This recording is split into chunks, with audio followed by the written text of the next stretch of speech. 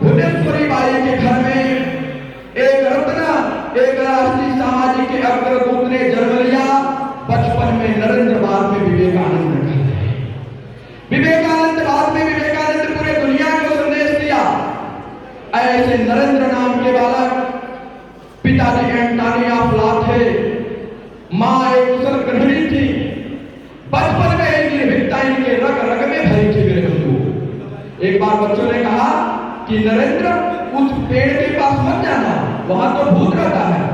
पूरी रात उस पेड़ पर बैठकर भूत की प्रतीक्षा किया। क्या भूत होता भी है क्या?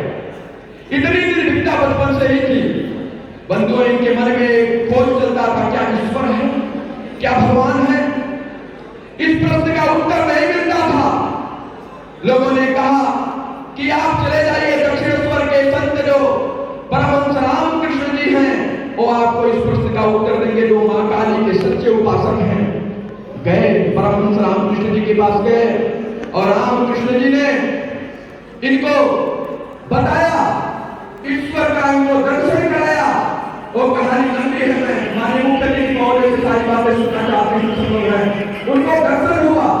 दर्शन के बाद वहां उनके शिष्य बन गए, अनेकों प्रकार की शिक्षाओं को प्राप्त किया।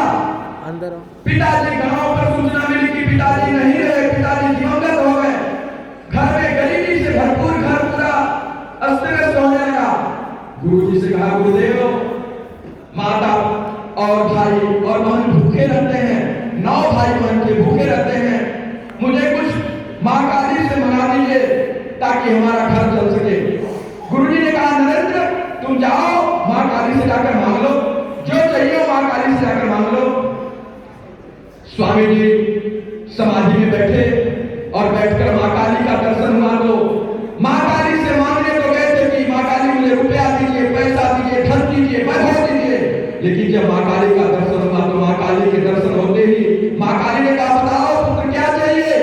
स्वामी जी ने कहा, हे मां, मुझे भक्ति दो, हे मां, मुझे ज्ञान दो, हे मां, मुझे वैराग्य दो। और मांग करके आगे गुरुदेव ने कहा, क्या मांगे हो? गुरुजी से कहा, गुरुदेव, हमने तो ज्ञान भक्ति वैराग्य मांग लिया। गुरुजी ने कहा, फिर जाओ। 3 बार गुरुदेव ने भेजा और भेजने के बाद नरेंद्र जब जाते थे धन मांगने, रुपया मांगने, पैसा मांगने, तब कहते थे, हे मां, मुझे ज्ञान दो, हे मां, मुझे भक्ति दो, हे मां, मुझे वैराग्य दो। और ये तीनों मांग के वापस आ जाते थे। गुरुदेव तीसरी बार गुरुदेव ने कहा कि क्या मांगे हो? स्वामी जी ने बताया कि हम ज्ञान भक्ति और वैराग्य मांगे हैं। गुरुदेव ने कहा कि नरेंद्र, तू जो चाहता है नहीं मांग पाएगा, मां जो चाहती तुमसे मंगवा लेती है और तुम्हारे जीवन के भविष्य का तालियों की गड़गड़ाहट से वो शिकागो का वो धर्म सम्मेलन का सभागार गूंजने लगा।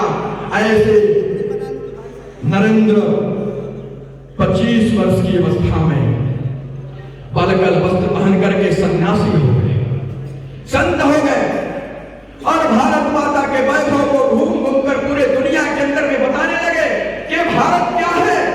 ये भारत जो दुनिया को ज्ञान का संदेश देने वाला देश है, जिस देश में जन्म लेने के लिए देवता भी आतुर रहते हैं।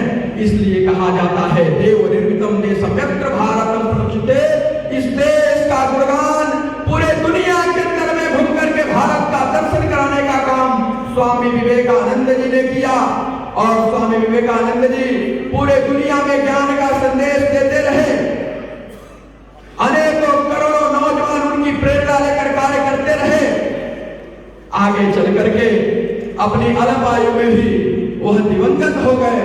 लेकिन उनके दिवंगत होने के बाद भी रामकृष्ण मिशन के माध्यम से आज मिशन ने काम करना शुरू किया और स्वामी जी के विचारों को लेकर के जन जन तक पहुंचाने के लिए रामकृष्ण मिशन आज भी काम कर रहा है।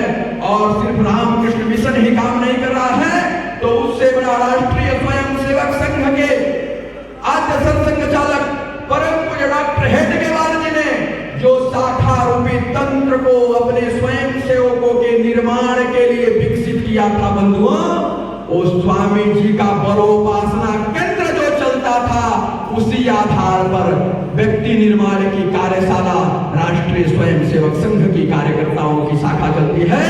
वो शाखा जो ऐसी कार्यकर्ताओं की निर्माण करती है कि शाखा पर आने वाला कार्यकर्ता स्वामी जी के जीवन से इतना प्रेरित होता है कि आने के बाद फिर वो अपने लिए नहीं, अपनों के लिए जीना शुरू कर देता है। वह वेतन के लिए नहीं, वतन के लिए काम करना शुरू कर देता है। ऐसी संघ की शाखा स्वामी जी के ही प्रेरणा से शाखा रूपी तंत्र के माध्यम से समाज में कार्यकर्ता निर्माण का तंत्र है। आज करोड़ों नौजवान, भारत नहीं भारत के बाहर भी करोड़ों नौजवान स्वामी विवेकानंद से प्रेरणा लेकर के और अपने जीवन को धन्य कर रहे हैं, मां भारती की सेवा कर रहे हैं। ऐसे स्वामी जी के जीवन से प्रेरित हम सब भी हों, हमारा जीवन भी स्वामी विवेकानंद जी के जीवन से प्रेरित हो, हम भी राष्ट्र समाज देश का काम करें। क्योंकि बंधुओं, यह देश संकट में है, यह समाज संकट में है। भारत के अंदर में रह करके कितने प्रकार की छोटी छोटी बातें आपको सुनने को मिलती हैं। इस भारत भूमि पर जो धरती हमारी माता है, जो राम का देश है, इस राम के देश में भी अनेकों प्रकार के जयघोष लगते हम जैसे नौजवानों को रहते हुए। इसलिए बंधुओं, हमको सुनिश्चित करना होगा और तय करना पड़ेगा कि स्वामी जी के देश में, राणा प्रताप के देश में, शिवाजी के देश में, भगवान राम के देश में किसी भी प्रकार की राष्ट्र विरोधी गतिविधियों का कोई स्थान नहीं दिया जाएगा। जो नौजवान स्वामी जी के विचारों से प्रेरित होकर अपने जीवन को जिएगा, उसका सम्मान किया जाएगा और उसके विचारों को जन जन तक ले जाने के लिए हम सभी कार्यकर्ता कार्य करने वाले हैं। इसलिए बंधुओं, मैं आप सबसे निवेदन करता हूं, यह देश कोई सामान्य देश नहीं है। इस कड़ाके की ठंड में भी सीमा पर अनेकों हमारे भाई इसलिए खड़े हैं, उसके शेष भाई इस विवेकानंद जी की जयंती को मना सकें। इसलिए आप सबको भी संकल्प लेना पड़ेगा और संकल्प लेकर के इस भारत को सुंदर भारत बनाने के लिए आप सबको कार्य करना पड़ेगा। आप सब कार्य करें। इसलिए मैं प्रभु से प्रार्थना करता हूँ, आप सबके अंदर विवेकानंद की छवि आए, विवेकानंद जैसा सामर्थ्य आए। मैं ऐसा आग्रह करता हूँ, कथानक व्याकरण समझे, कथानक व्याकरण समझे तो सुरभित छंद हो जाए, कथानक व्याकरण समझे तो सुरभित छंद हो जाए। हमारे देश में फिर से सुखद मकरंद हो जाए।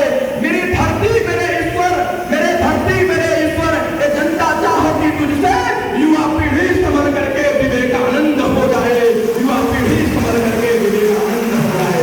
यह युवा पीढ़ी विवेकानंद के सपनों पर भारत चलेगा और भारत के अंदर में किसी भी विश्वविद्यालय में अब हम शर्मिंदा है, तेरे कातिल जिंदा है के नारे नहीं लगने देगा भारत का नौजवान। क्योंकि भारत का नौजवान जाग चुका है। ये 1961 का भारत, 1971 का, 1975 का भारत नहीं है, ये 2023 का भारत है। इस जाकर के स्वामी जी के सपनों को पूरा करने के लिए उठो, जागो और तब तक चलेगा जब तक लक्ष्य की प्राप्ति न हो। और लक्ष्य क्या है? परम वही भवते तुम्हें राष्ट्रम, दुनिया के अंदर में